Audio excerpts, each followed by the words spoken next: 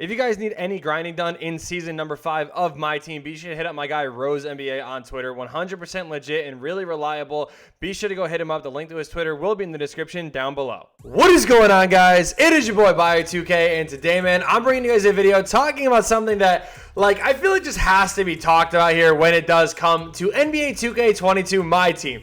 Now, right out the gate, what I'm going to say is if you guys do enjoy the No Auction House series, you guys want to see an episode later today, all I ask that you guys kill that like button on this video. Let's try to get, like, I don't even know, go crazy on the like button. If you guys go crazy, I sure will be posting a video later on, and I think you guys are going to enjoy it because if you guys were in the stream, you guys know we had some pretty good luck today. But either way, yeah, when it comes to this video right here, the reason why I need to make this video is because there's a lot of people that are constantly being like, oh my god, this card is amazing, this card is amazing, oh my god, this card's amazing. And really, like, these cards that are dropping right now are really good, right? But let's talk about really what it takes to go ahead and get these cards. Now, if you guys know what I'm talking about already, and if you don't know what I'm talking about already, the NBA 75th set players. Now, for the 1980s so far, we have seen the Dark Matter Cedric Maxwell card. For the 90s, we have seen Dark Matter Chris Mullin card. For the 2000s, we saw Dark Matter Dwight Howard. And the 2010s, we saw Dark Matter Klay. Right out the gate, I told you guys already, I made the original video on this talking about Klay and Dwight Howard. I didn't ever make one for Chris Mullin or Maxwell, but I feel like I need to make one again here just to kind of reiterate my point from like a week or two ago or whatever it was.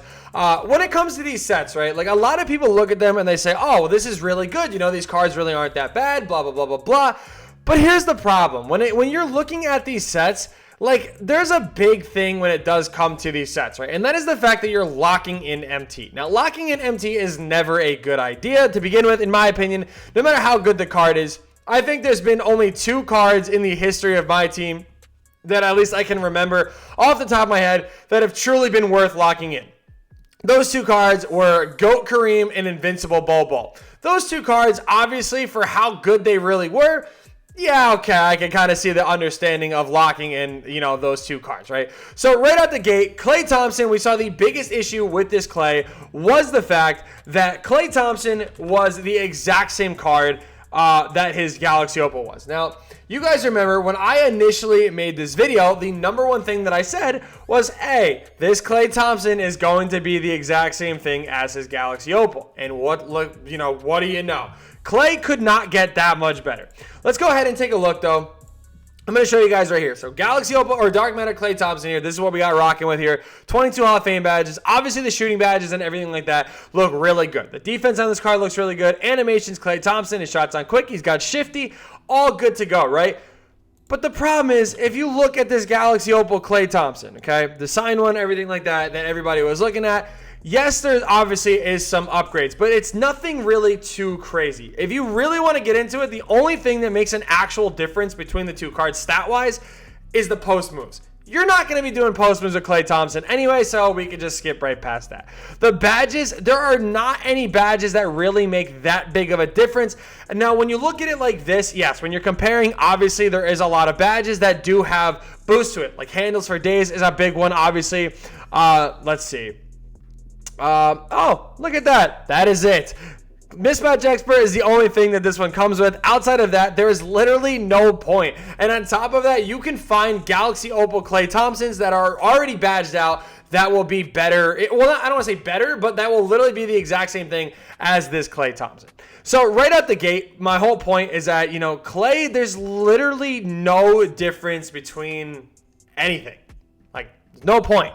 So the people that went crazy, they locked in, they voted for this Klay, and then they locked in the sets, they lost out on so much MT. They may not look at it as a big deal right now, but the whole point is when you really are locking in all this MT for these guys, you're really missing out on what's going to be happening, you know, in the future of these cards. So, or in the future of my team, excuse me. So when it comes to Dwight Howard was a really good big man. Now, I will say this, the people that locked him in for qualifiers, 100% I understand. I would have locked in every damn set possible if I actually qualified and was in the tournament. I would have locked in every card possible to ensure that I had truly the best team possible.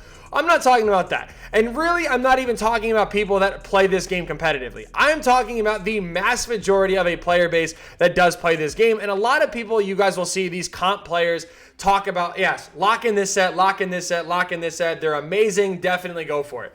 You guys, I'm telling you guys right now, as the average players have a better chance and a better opportunity at keeping your MT amounts versus locking in these sets. Now, really, let's talk about these two right here, the 80 set and the 90 set. These two guys, I will say right out the gate here, they're pretty damn good. I can't even hate on them, honestly.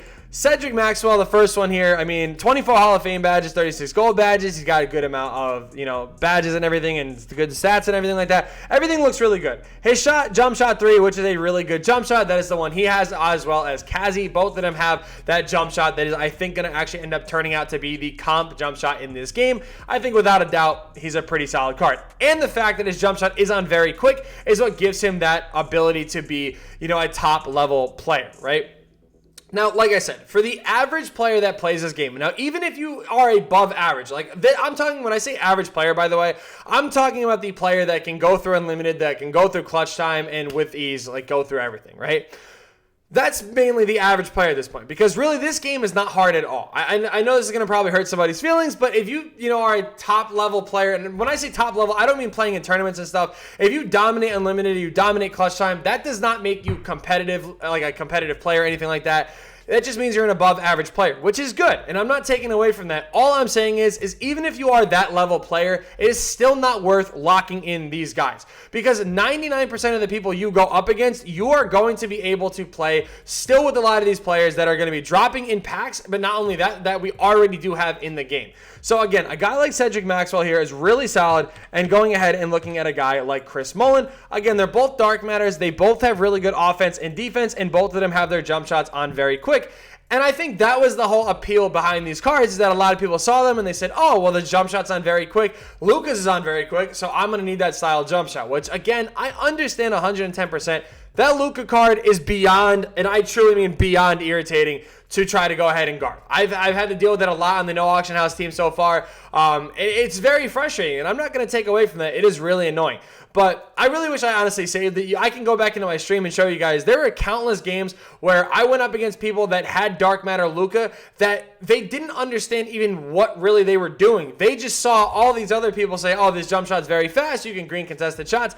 But it's really easy to guard. It's annoying to guard, but it is easy to go ahead and guard. It's literally as simple as playing on-ball defense. Now, I know that's unheard of now, but trust me, on-ball is very possible in this game if you know what you're doing. So just to kind of, again, reiterate here, these sets are awful to lock in, okay? Now, we did just get the voting for either the 1960s and for the 1970s.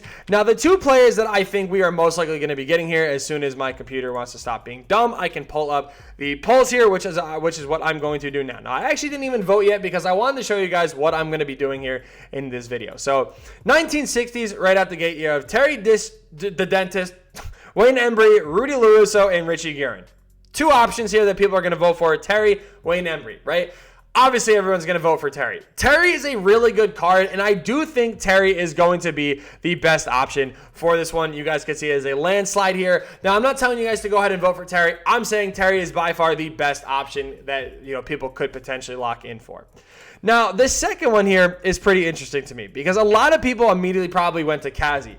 I personally think the best card that is going to come out in this is going to be Bobby Jones. Again, I know that may sound a little crazy. The only Bobby Jones we've gotten so far this year was the diamond one that was cracked beyond belief defensively, but had no offensive game to him. Now you add that offensive game to him, he is going to be a very solid card with a good jump shot and everything like that. And on top of that, this Kazi that is going to drop, really the only thing they can do is make him play point guard and give him a few extra badges and stuff like that. So I know a lot of people are going to vote Kazi, which you guys can see. Actually, it's more split between Artis Gilmore, which I'm assuming people think he's going to get a jump shot. That kind of makes more sense. Regardless, though, these sets right here. So I'm going to just talk about this based on the sets, or based on the players that are winning the polls right now.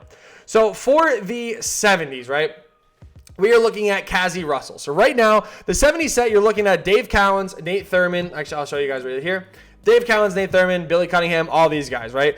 Dave Cowens already jumping back up in price. Nate Thurman probably going to be pushing that 100+ K mark very soon. Billy Cunningham, same thing, all looking like this. Now, those guys may be buy nows, but I'm saying a lot of these guys are definitely going back up in price. And a lot of them, you know, again, it's just going to keep happening this way, right? So these sets are going to cost you probably 500-600K, probably even more when they do come out. Now, especially when Kazi does drop, if it does end up being Kazi and it does end up being like cracked beyond belief, definitely expect these guys to jump up even more. A prime example of this is Magic Johnson. Magic, you guys can see, is going for 400+ K right now. This card was literally going for like 30, probably not even 30, like 20K. Now you guys can see through the roof, and this is what I mean, where people say, oh, well, I already had him, I didn't spend that, so I'm good to go. Which I understand, but now you're locking in that value of that MT, and you're going to be missing out on future stuff. Now, if you're an all money spent player and you go nuts on packs, oh, of course, I don't blame you at all. Go nuts, lock it in. But if you're like an average player, maybe you spend 20 here, 20 there, 450 here every once in a while, I'm telling you guys right now, it's not worth locking in these sets because you're locking in for players that are going to be in packs very soon. That's what they always do. I promise you. I've been playing 2K forever now. They always do this where they put these lock-in rewards that look so good. Every time you see them and you go, oh my God, I have to lock in for them, until you realize they're going to put guys like Cedric Maxwell, like Chris Mullin in packs. Just to kind of throw it out there, just in case people are like, yeah, whatever, I don't really feel like waiting. There's already one in packs. You can literally get this Luka for cheaper than you can lock in some of these sets, and he is going to play better than them because you don't lock him in. You can badge him out even more, and then you can sell him back and make your even more MT and everything like that. I'm telling you guys, it's not worth locking in. Please do not make the mistake and lock in these cards. I just want to look at this Luka. Wait, where is he? Isn't Luka here? Hello? Am I like crazy? Luka?